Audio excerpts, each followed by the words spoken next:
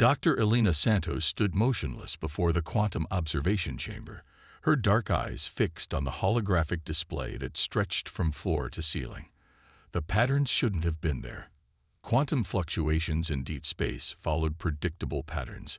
She had spent 15 years studying them. But these were different. These had purpose. Dr. Santos, the voice of her assistant, Thomas Chen, broke through her concentration. The anomaly readings have spread to Sector 7. Whatever it is, it's growing. Elena nodded slowly, her mind racing through the implications. The Deep Space Monitoring Station, buried 2 kilometers beneath the Australian outback, had been detecting these unusual patterns for 3 weeks now.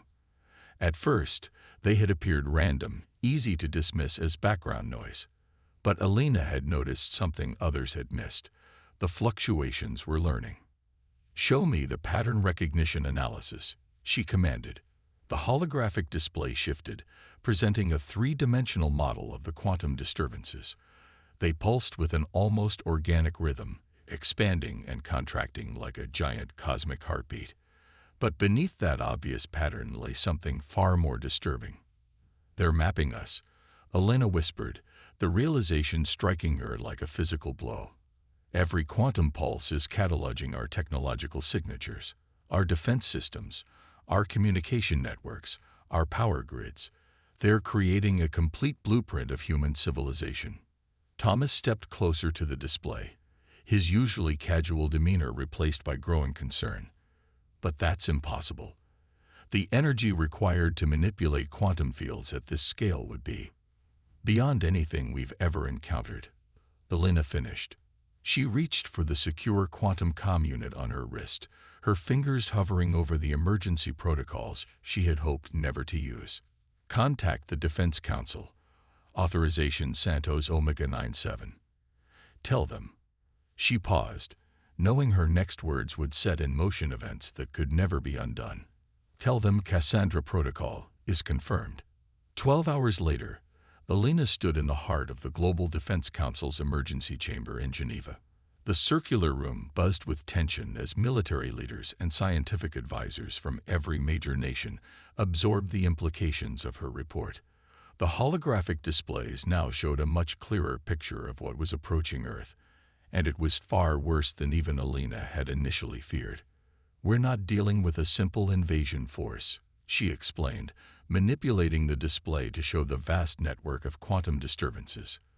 "This entity, this collective, operates as a single consciousness spread across millions of cubic light years.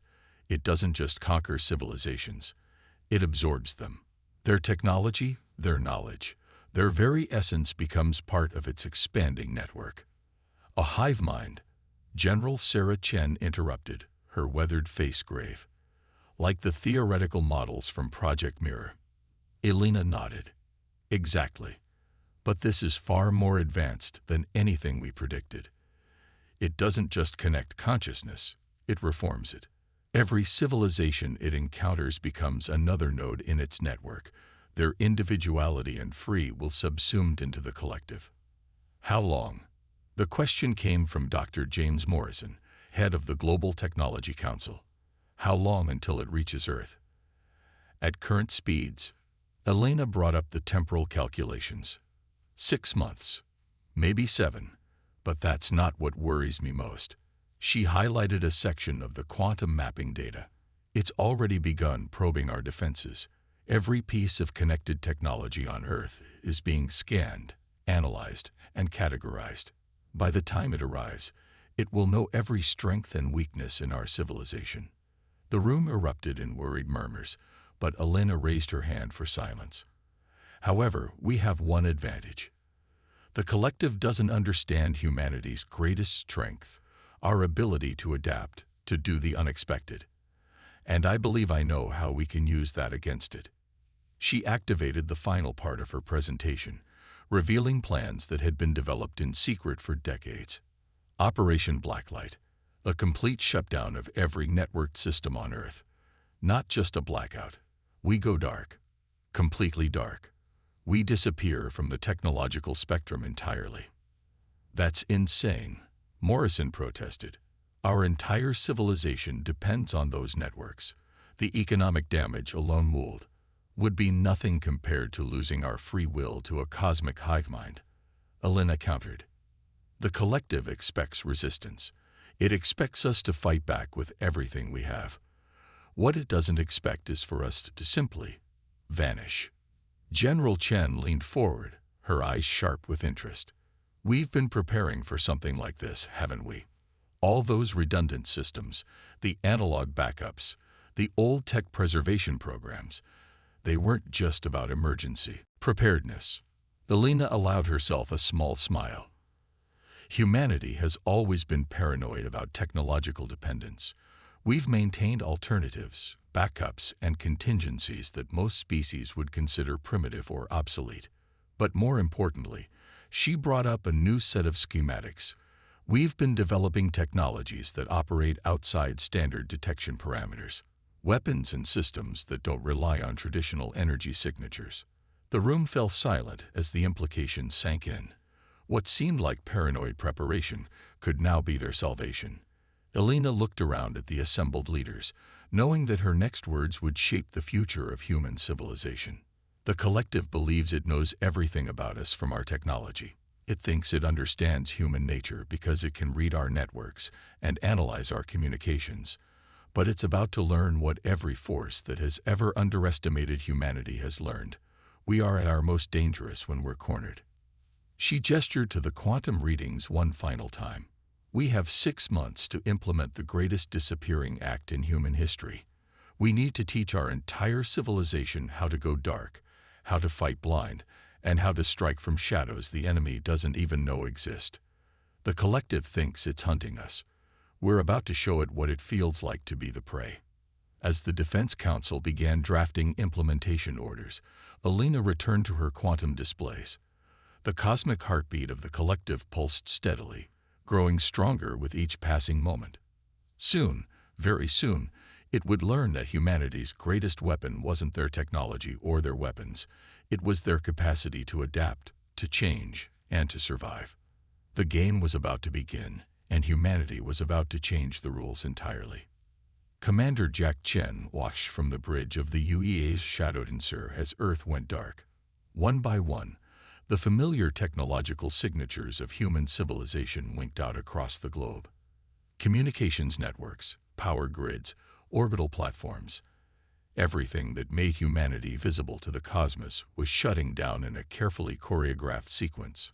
"Status report," he ordered, his voice steady despite the historic nature of the moment. The bridge crew worked at their stations, using the new quantum-shielded systems that had been developed in secret over the past decade.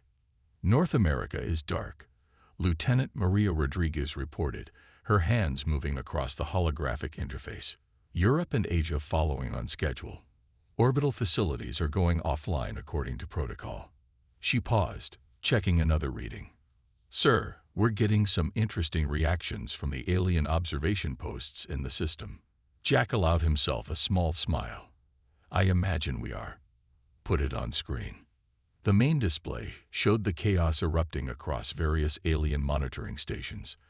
The Galactic Confederation's outpost on Mars was broadcasting emergency signals, while the Centaurian trade delegation's ships had broken orbit and were conducting frantic scans of the planet. To them, it must have looked like Earth had simply ceased to exist. "Maintain position," Jack ordered. "Let them panic." The Shadow Dancer, along with the rest of the Ghost Fleet, was invisible to conventional sensors. The ships represented humanity's greatest technological achievement, vessels that could operate completely outside the standard detection spectrum. His quantum comm buzzed with a priority message. Dr. Elena Santos's face appeared on his private display. "Commander, the collective has accelerated its approach. Our disappearing act got its attention." "Good," Jack replied. "That was the plan." "How long?" 4 months, maybe less. But we've confirmed our theories about its operational patterns. The collective can't process void spaces in its network. It has to investigate them." Jack nodded. Every species they'd studied had the same weakness. They couldn't stand an information vacuum. The more advanced the civilization, the more this held true. And this collective, this hive mind that had absorbed countless species, was the most advanced entity they'd ever encountered. "Ghost Fleet is in position," he reported. "Phase 2 is ready to begin on your mark." The next few hours were a symphony of silence. Humanity's disappearance had triggered exactly the response they'd hoped for. The collective was diverting significant resources to investigate the sudden void where Earth's technological signature had been. It was like watching a cosmic game of chess, except one player had just turned invisible. "Sir," Lieutenant Rodriguez called out, "we're detecting quantum surges from the Jupiter sector. The collective is sending scout elements ahead of its main force." "Right on schedule," Jack murmured. He opened a channel to the fleet. "All ships, implement Ghost Protocol Delta. We're about to give our visitors their first lesson in human ingenuity." The Ghost Fleet shifted formation, using gravity wells and solar radiation to mask their movements. They had trained for months to fight in these conditions, developing tactics that would have seemed insane to conventional military doctrine. But conventional wouldn't work against an enemy that could absorb and adapt to any standard strategy. The first of the collective's scout ships appeared at the edge of the solar system. They were massive constructs of living metal and energy, beautiful in their complexity, and completely blind to the human fleet surrounding them. "Analysis confirms it," Rodriguez reported. "They're using quantum field generators to map the system, looking for our technological signature." Jack watched as the scout ships moved closer to Earth's orbit, their sensors probing the darkness for any sign of the civilization that had so suddenly vanished. They were about to spring the trap that humanity had spent years preparing. "Deploy the EMF mines," he ordered. "Let's show them why they should have feared the dark."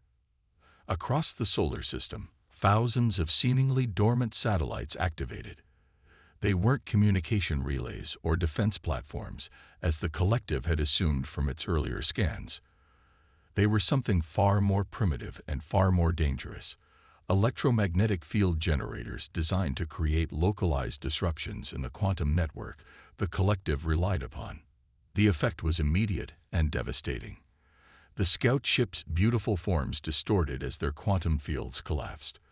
The living metal of their hulls became rigid, their consciousness networks disrupted by the primitive yet effective technology. "Direct hit on all targets," Rodriguez announced, a note of triumph in her voice. "The EMF mines are having exactly the predicted effect. Their quantum coherence is breaking down." Jack opened a channel to Dr. Santos. "Phase 2 successful. The collective just learned that humanity doesn't need advanced technology to be lethal." "Excellent," Elena replied. "But brace yourself, Commander. This was just the scouts. The collective will adapt. They always do. But now they'll be adapting to a threat they don't understand, fighting an enemy they can't see." "That's what we're counting on," Jack said. He watched as the disabled scout ships drifted helplessly in space, their once mighty quantum networks reduced to chaos by technology that most advanced species would consider primitive. The real battle was just beginning. The collective would return in force, expecting to find a primitive species hiding in the dark. Instead, they would find something far more dangerous: a humanity that had learned to turn silence into a weapon, darkness into armor, and invisibility into strength. As the Ghost Fleet regrouped for their next operation, Jack thought about the irony of their strategy. The collective had spent millennia absorbing the most advanced civilizations in the galaxy, growing more complex and sophisticated with each conquest. But they were about to learn that sometimes the deadliest predators were the ones that could switch off their technology and hunt in the dark. "All ships, prepare for Phase 3, he ordered. "Let's show them why humanity's greatest strength isn't our technology. It's our ability to let it go." Captain Sarah O'Neill had spent 20 years commanding submarines before Space Command recruited her for the Ghost Fleet. Now, as she stood on the bridge of the UVS Leviathan, those years of experience were proving more valuable than anyone could have predicted. "Maintain depth," she ordered, using the old submarine terminology that had become standard across the Ghost Fleet. In space, Depth meant their position relative to the solar system's gravitational plane, but the principle remained the same. Stay hidden, stay quiet, and strike only when victory was certain. The Leviathan drifted silently through the void, its revolutionary hull design absorbing more deflecting any sensor sweeps. Around them, the collective's main fleet had finally arrived. Thousands of ships forming a vast, living network of consciousness and technology. They were searching for Earth's vanished civilization, but finding only emptiness. "Contact," whispered Lieutenant Maya Piddle from the sensor station. "Collective patrol, bearing 3 Mark 7. 5 ships, standard search pattern." Sarah studied the tactical display. The collected ships were beautiful and terrifying.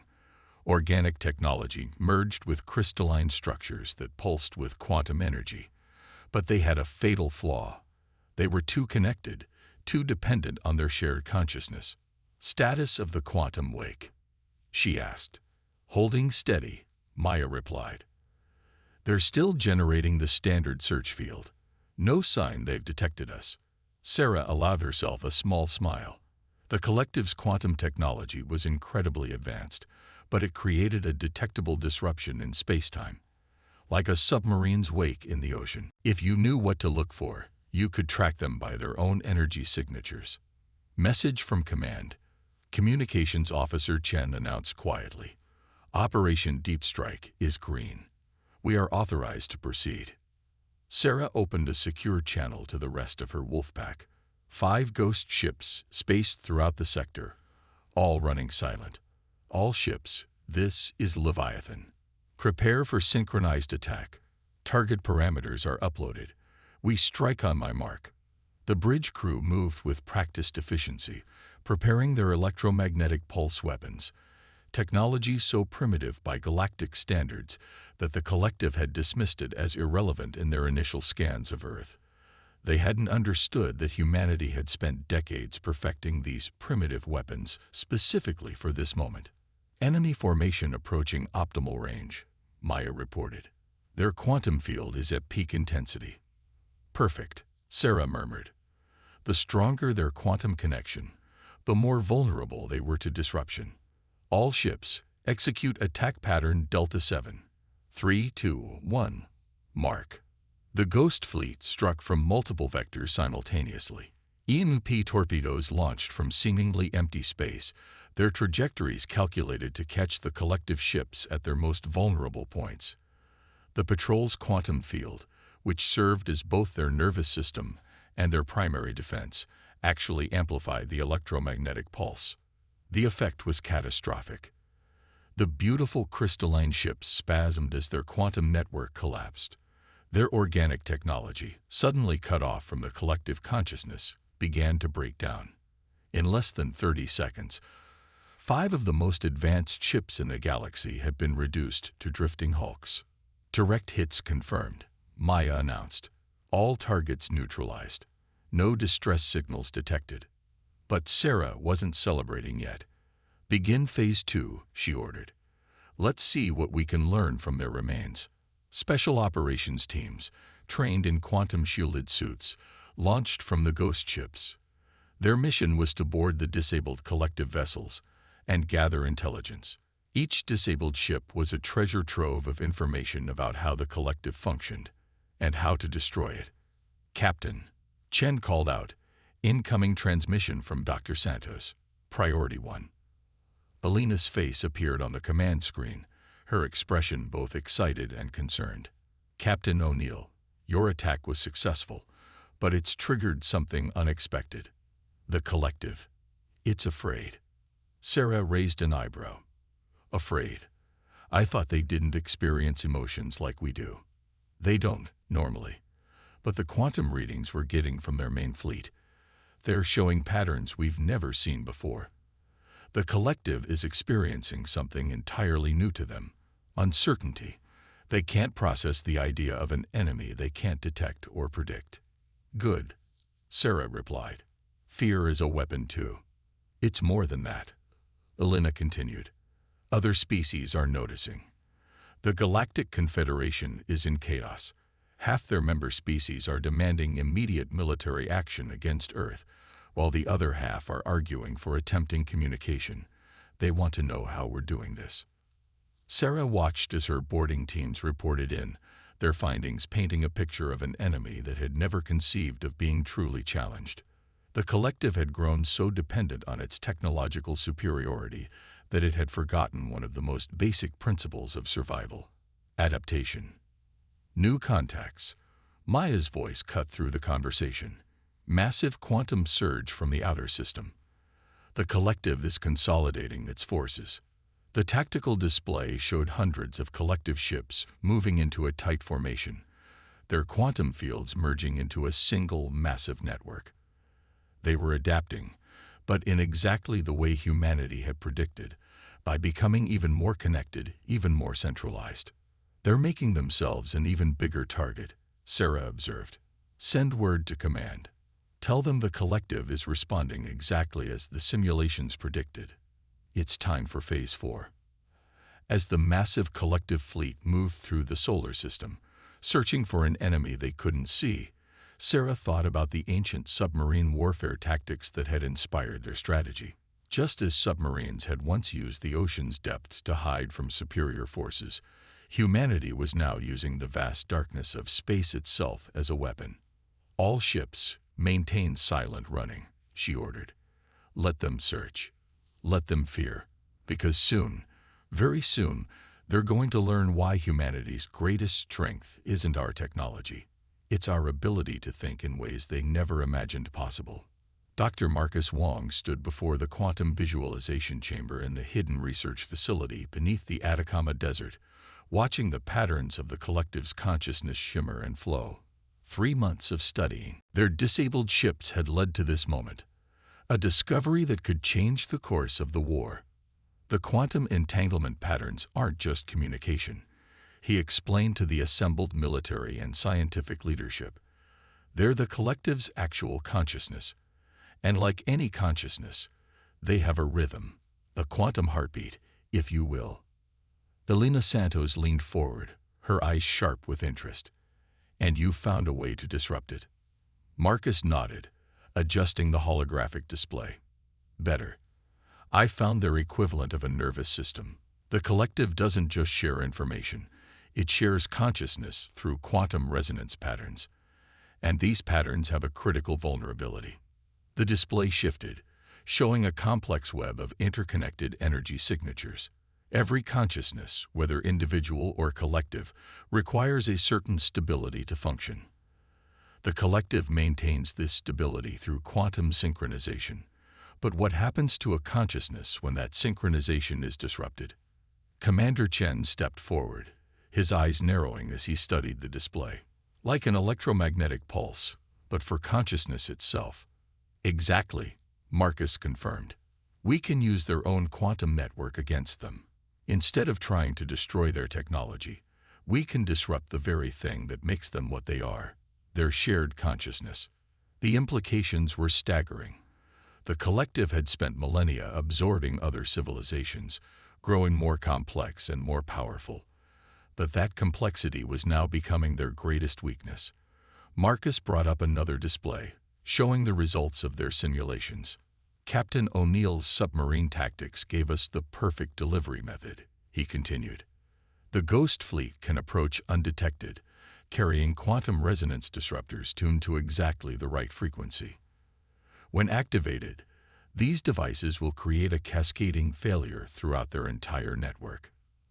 Elena's expression was thoughtful. They'll try to adapt. They will, Marcus agreed. But for the first time, we're not attacking their technology or their ships. We're attacking the very thing that makes them what they are.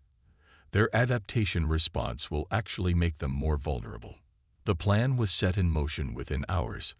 The Ghost Fleet, now equipped with quantum resonance disruptors, moved into position around the collective's main fleet. The massive alien armada had consolidated into a tight formation, their ships linked in an intricate quantum web as they continued their search for Earth's vanished civilization. Sarah O'Neill's voice came over the command channel. All ships report ready. Quantum disruptors are charged and synchronized. Marcus watched the tactical display, his heart racing. Years of research, countless simulations, and now everything depended on his calculations being correct. Remember, he reminded them, the initial disruption will only affect their outer ships. The cascade effect is what we're counting on. Execute Operation Mindstorm, General Chen ordered. The Ghost Fleet activated their disruptors simultaneously. For a moment, nothing seemed to happen. Then, like a wave rippling through water, the collective's quantum network began to distort. The outer ship's beautiful crystalline structures flickered as their shared consciousness wavered. It's working, Marcus breathed, watching the quantum readings. The disruption is spreading through their network. Their attempt to maintain synchronization is actually amplifying the effect. The collective's response was immediate and desperate. Their ships began to break formation, trying to escape the cascading disruption. But their very nature worked against them. Their need to maintain connection, to preserve their shared consciousness, kept them linked even as that link became their undoing.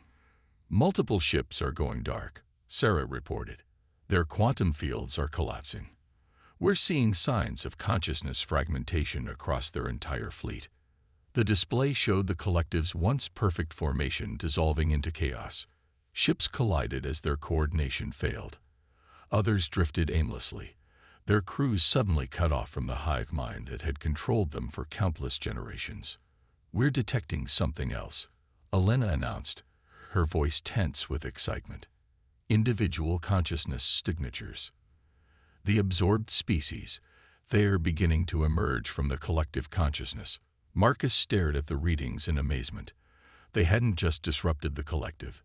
They had shattered its hold over the civilizations it had absorbed. The quantum resonance cascade was freeing minds that had been enslaved for millennia. Incoming transmission. Communications reported. It's coming from one of the collective's command ships, but it's not their usual quantum signal. It's a standard radio broadcast. The voice that came through was shaking, uncertain, speaking a language that hadn't been heard in the galaxy for thousands of years. This is Commander Zax of the Auroran Fleet. I remember who I am. We remember. The command center erupted in celebration, but Marcus kept his eyes on the quantum readings. The disruption pattern is holding, he reported. The collective consciousness is fragmenting faster than they can adapt. We've done it. We've broken the hive. As the former collective ships drifted in space, their crews awakening to individual consciousness for the first time in generations, humanity prepared to reveal itself once more. They would emerge not as the primitive civilization the collective had dismissed, but as liberators who had done what no other species had thought possible. Send word to all Ghost Fleet vessels, General Chen ordered. Phase 4 is complete. Prepare for final operations. It's time to show the galaxy that humanity's greatest weapon was never our technology. It was our understanding of consciousness itself. The stars were coming back on. One by one, Earth's cities began to illuminate the night side of the planet, a deliberate display of defiance and triumph. After 6 months of darkness, humanity was ready to show the galaxy what they had become. Elena Santos stood in the newly reactivated Galactic Council chamber in Geneva, watching as representatives from 100 species filed in. Some were familiar, members of the Confederation who had watched in fear as Earth went dark. Others were faces no living being had seen in millennia. The freed victims of the collective, restored to their individual consciousness. The final quantum scans confirm it, she announced to the assembled delegates. The collective consciousness has been completely fragmented. Their network is broken, and the species they absorbed have regained their autonomy. The chamber erupted in a cacophony of voices and translator signals. A Centaurian delegate rose, their crystalline form catching the light. But how? How did you know this was even possible? Helena gestured, and the chamber's holographic systems activated, showing the full scope of humanity's preparation. We didn't just go dark to hide, she explained. We went dark because we understood something fundamental about consciousness itself. something the collective had forgotten in its endless expansion. The display showed the years of research, the secret development of quantum resonance technology, the careful study of consciousness patterns. Individual minds are adaptable, creative, capable of intuitive leaps that no network, no matter how vast, can replicate. The collective gained knowledge with each civilization it absorbed, but it lost something more valuable: the chaos of individual thought. Commander Chen stepped forward, adding his perspective. Our military strategy wasn't just about hiding or fighting. It was about demonstrating a truth the collective couldn't comprehend. That strength doesn't come from perfect coordination or shared consciousness.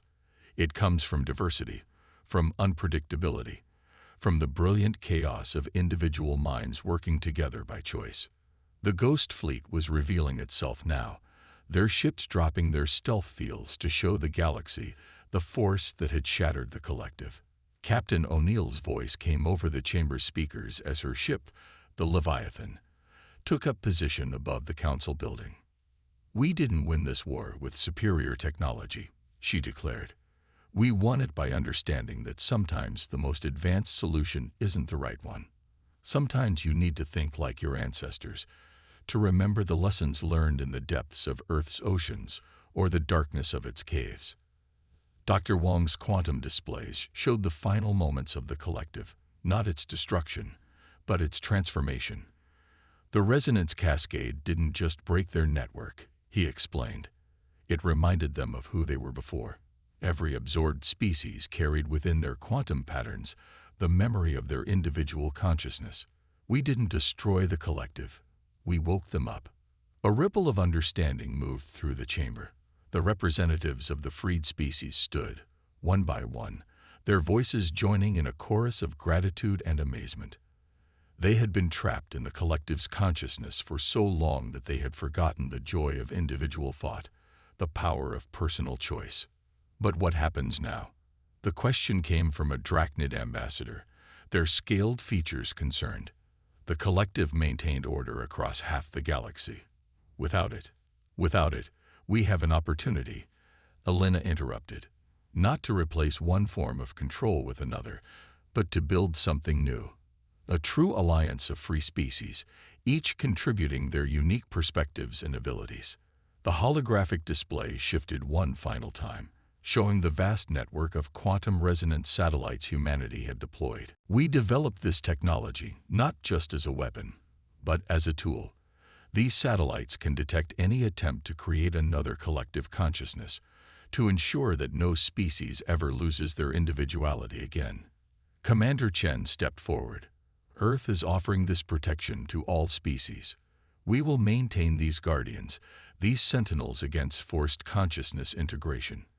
Not because we seek to rule, but because we understand the value of remaining true to oneself." The chamber fell silent as the implications sank in. Humanity, the species that had chosen darkness over submission, that had turned silence into strength, was now emerging as the guardian of individual consciousness throughout the galaxy. "We went dark to save ourselves," Elena concluded, her voice carrying the weight of humanity's journey. "We're coming back into the light to save others, not through dominance or assimilation, but through protection of the one thing that makes each species unique, their individual way of thinking, of being, of existing in this vast universe." As the council chamber erupted in discussion and debate, Elena looked out at the night sky through the transparent dome. The stars seemed brighter somehow, as if the galaxy itself was celebrating the return of countless voices that had been silenced for too long. Humanity had entered the galactic stage, not as conquerors or victims, but as liberators and protectors. They had proved that sometimes the greatest victory comes not from overpowering your enemy, but from understanding them so completely that you can help them remember who they truly are. The age of the collective was over. The dawn of true cooperation, a voluntary alliance between free and individual species, was just beginning. And humanity, the species that had learned to fight with silence and win with understanding, would help light the way forward.